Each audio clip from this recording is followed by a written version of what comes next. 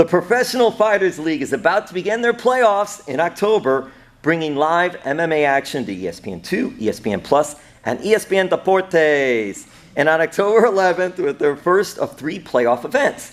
The October 11th event will feature South Florida's own Kayla Harrison as she continues her journey to a title and $1 million prize. Right. So thank you so much. So what's it like? You're one step closer. What's this been training? What has this been like? I mean, it's a dream. I live my dream every day. I get to train in paradise at the best gym in the world, American Top Team, and one of the best locations with the best coaches in the world and the best training partners in the world. So, I'm just really grateful. I know that I live a very blessed life, and I'm excited to go take what's mine. Yes. Do you have any New Year's Eve plans? Yes, I will be fighting for $1 million on New Year's Eve.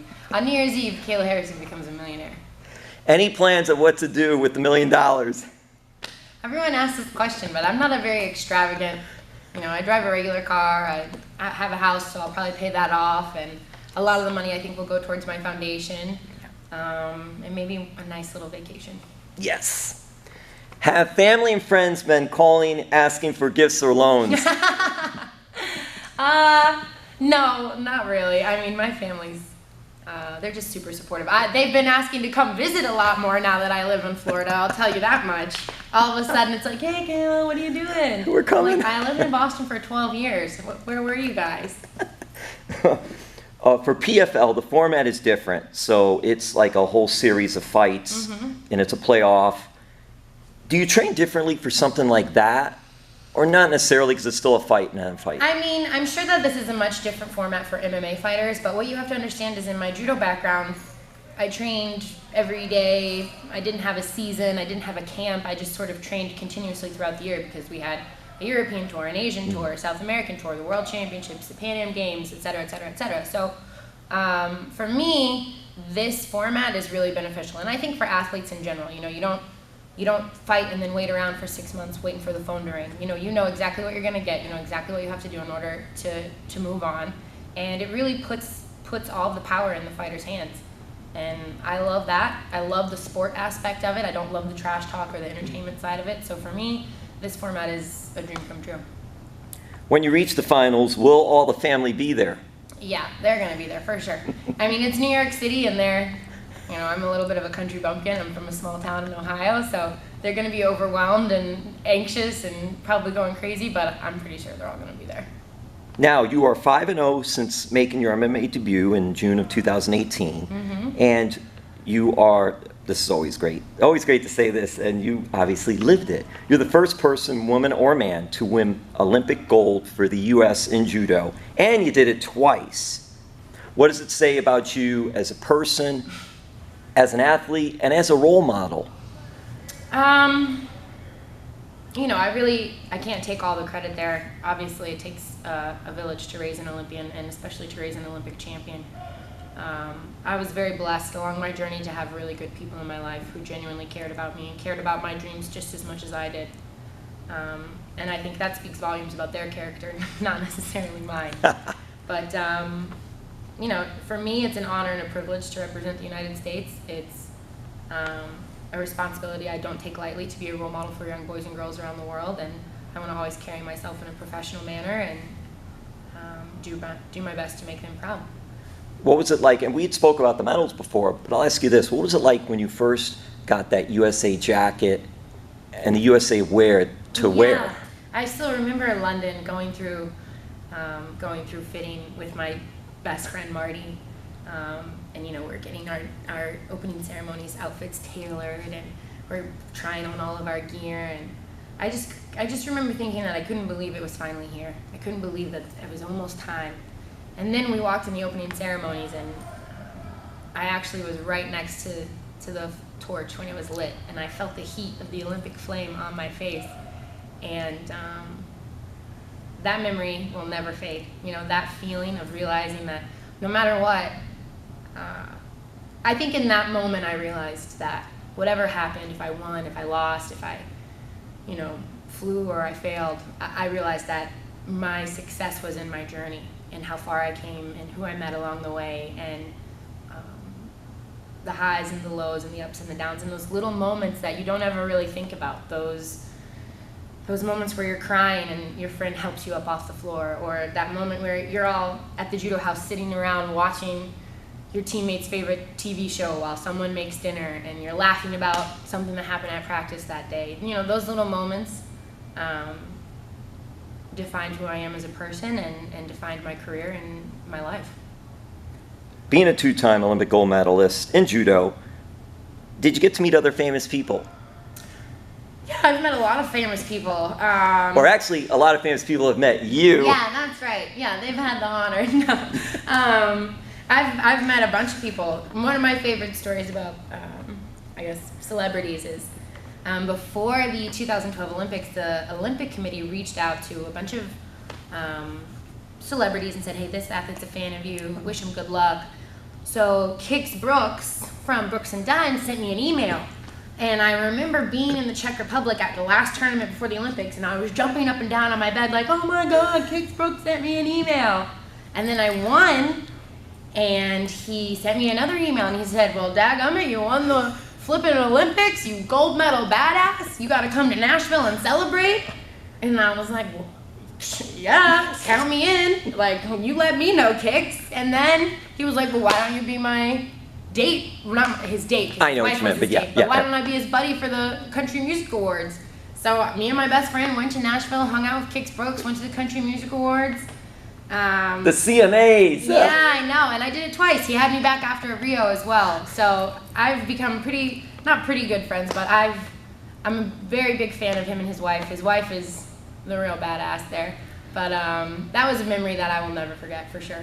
Yeah, that is so cool. And to go to an event like that and just seeing all of country music, right. Well, past and present, is there too. It's pretty cool for me because, like, obviously I'm an athlete, so athletics are cool, that stuff is cool, but when you see someone who is at the top of their field in another form of art, you know, this is a martial art, but when you see a musician or an actor or an author or, you know, an artist, writer, I have a true respect for people who are masters of their crafts, and to hear them sing live, and I mean, also it's like nobody doesn't have fun at a country music concert, you know, like everybody has a good time. Well, Kayla, then I have to ask, would you be singing any of their songs, whether it be in the car, in the shower, or anywhere else? Ask my roommate Kayla. I am not the best singer, but I am the most passionate singer you will ever meet. Karaoke loves to hate me, so. That's awesome. All right, so Dave & Buster's or GameWorks, are you a fan of either? Both. Wherever there are games. Yeah, you love to play games. Yeah, you love to play. You love to win. You love to play games and you love to win. So, have you ever been to Extreme Action Park? Yeah, all the time. What is that? Is there anything favorite for you to do over there? This is so cheesy, but I love the Kung Fu Panda game. Yes. Oh, that's so good. Cleveland Browns or New England Patriots? Ooh. First of all, if I were to be an Ohio fan, I would be a Bengals fan. My grandmother is a Browns fan, and she thinks about disowning me every year, but Patriots Nation, baby. All right, so this fight coming up, Professional Fighters League, tremendous opportunity.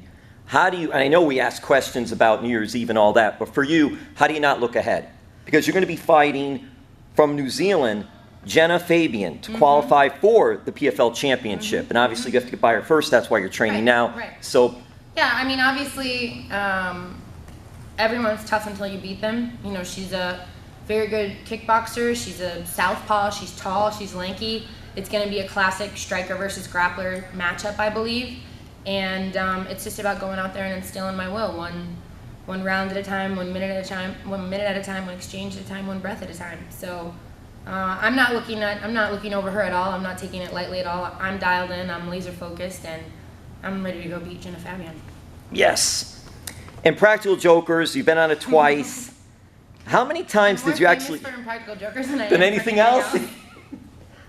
Even wait, come on, even the 2 gold, I don't know. Pretty Well, actually, much. well, a lot of people watch Impractical Jokers. How many times did you flip Murr? I don't know. I mean, to be honest, all of it was live. Like, it wasn't rehearsed or anything. He had no idea. So everything that happened was organic, and was actually what happened. They wanted me to practice throwing someone onto the table before. They were like, you think you could throw him through a table? And I was like, I mean, I can, but I can't guarantee that he's not going to get hurt. So that's up to you guys. Has Murr signed a waiver? Yeah, like, you guys are going to sue me, right? But I beat him up pretty good on that episode, and they actually offered me a job. They were like, hey, you want to come follow us around and beat Murr up? And I was like, I'm kind of pursuing something, but if it doesn't work out, I'll give you guys a call. That is great. Plan B. Plan B. Murr's personal beat-up machine. Yes. And you just mentioned it, but I'll say it again. See, more people know you from Impractical Jokers than anything else. That's just crazy. Well, it's modern pop culture, right? Like, obviously, judo is a very, very niche sport, especially in the United States. It's a very small amount of people who participate, let alone know about it. And the Olympics is every 4 years, so you literally get 15 minutes of fame, and then it's kind of, you're forgotten. And that's our society, and that's okay. But my Richie, fan right it's here. Richie. Mention Richie, that's what he's saying. This is the man. Mention Richie. This is the man with the plan. She's the man. Richie Puma, my man. AT&T, He's in love with me. it's great. You know, he does. He's your number one fan. He is your literally number my one number fan. one Okay, let's wrap this up. We're here at the time. Of course, Fearless Foundation. Yes. Things like that. Allie Reisman, Olympic gymnast. Yeah. You're good friends with Allie, and she's been through a lot, and the gymnasts have, and you as well. Absolutely. Have you worked with her in some projects? Well, when she first, before the news broke about Larry and all, you know, the horrors, I was, you know, talking to her, just sort of trying to be supportive in any way that I could be beneficial to her.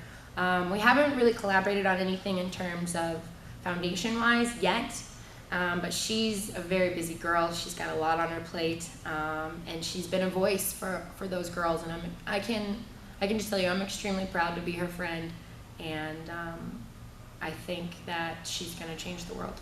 And then tell us about your involvement with Fearless Foundation. Yeah, so the Fearless Foundation is a foundation that I started after the 2012 Olympics. Its goal is to enrich the lives of survivors of sexual abuse through education and mastery. So I wrote a book called Fighting Back, and that's an educational piece about what sexual abuse is, what child sexual abuse is. It uses my story as a guideline. So, you know, my diary entries from when I was 10 years old, it talks about, you know, why I didn't tell. It shows you what it's like to be in the silence.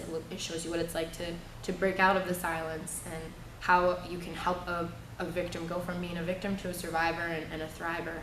And it also has, you know, very good educational, but in layman's terms, educational material from 2 psychiatrists from McLean Hospital who co-wrote the book with me. So I like to say it's like a memoir meets a textbook. You know, it's sort of just like a really in-depth look at how we can try and stop this epidemic. And where can people go to get any information? You can go to KaylaHarrison.com. The book's available on Amazon or many other outlets. I think you can just type in Fighting Back and you'll find it. And I would really appreciate the support, because everyone who reads it becomes a little bit more educated, and the smarter we are about this, the less it's going to happen. We have to have the conversation. We have to not be afraid to, you know, that's where it breeds, is in the silence. When people don't say something, when people feel ashamed, when people feel guilty, when people think that it's taboo, that's when sexual abuse is able to continue to thrive. So the more we talk, the better it's going to be. And because of you and others, more people are out there, more people are talking. There's definitely been a shift in our culture, a major shift, and I'm saddened that it took such tragedies to make that possible. But everything happens for a reason, and I think that this is going to make the world a better place. You grow stronger from situations, Absolutely. No matter what they are. Absolutely. All right, so October 11th, guys, check it out. Professional Fighters League. This is going to be awesome. Kayla Harrison, 1 fight away from $1 million. She has to get this fight first, so she's training. She's going to do it. ESPN 2, ESPN Plus, ESPN Deportes. So check it all out. Thank you so much, Kayla. Thank you so much.